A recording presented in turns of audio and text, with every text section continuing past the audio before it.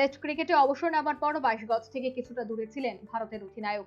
মাঝপথে ভারত পাকিস্তান সংঘাতে বন্ধ হয়েছিল আইপিএল ক্রিকেট। দ্বিতীয় সূচি অনুযায়ী 17 মে থেকে পুনরায় চালু হচ্ছে আসর। তার আগে বুধবার অনুশীলনে নেমে পড়লেন মুম্বাই ইন্ডিয়ান্সের রোহিত শর্মা। দীর্ঘক্ষণ উইকেটে পেস বোলারদের সামনে অনুশীলনে নিজেকে ডুবিয়ে রাখলেন তিনি।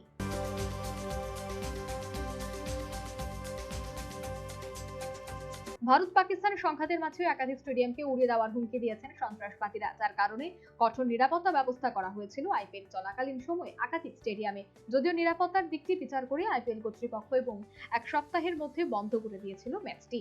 তবে পুনরায় ম্যাচ শুরু হচ্ছে 17 মে। তার আগে আবারও বোমা মেরে উড়িয়ে দেওয়ার হুমকি জয়পুরের মানসিং স্টেডিয়ামকে। আর এ নিয়ে চিন্তিত রয়েছেন আইপিএল কর্তৃপক্ষ, যদিও সেক্ষেত্রে নিরাপত্তা ব্যবস্থা খতিয়ে দেখেছেন কেন্দ্রীয় বাহিনী এবং স্থানীয় পুলিশ।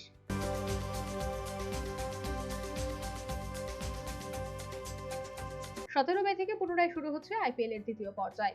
এর মাঝেই ইংল্যান্ড, ওয়েস্ট ইন্ডিজ এবং ভারত ইংল্যান্ড দ্বিপাক্ষিক সিরিজে অনুষ্ঠিত হবে, যার কারণে অনেক ক্রিকেটারকে ছাড়তে চাইছে না বিদেশি দলগুলি। এই পরিস্থিতিতে আইপিএল এর বাকি ম্যাচগুলির জন্য একাধিক নতুন নিয়ম আনলো বোর্ড।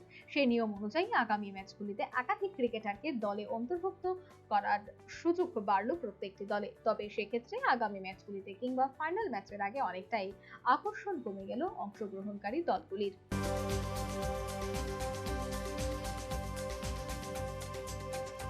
আন্তর্জাতিক ক্রিকেট কাউন্সিলের র্যাঙ্কিং শীর্ষে নতুন রেকর্ড স্থাপন করলেন ভারতীয় অলরাউন্ডার রবীন্দ্র জাদেজা।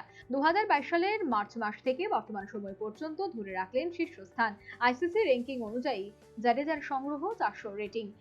327 রেটিং নিয়ে দ্বিতীয় স্থানে রয়েছে বাংলাদেশের মেহেদী হাসান। তাছাড়া অস্ট্রেলিয়ার অধিনায়ক প্যাট কামিন্স 297 রেটিং এ রয়েছেন তৃতীয় স্থানে। Bureau report, news vanguard.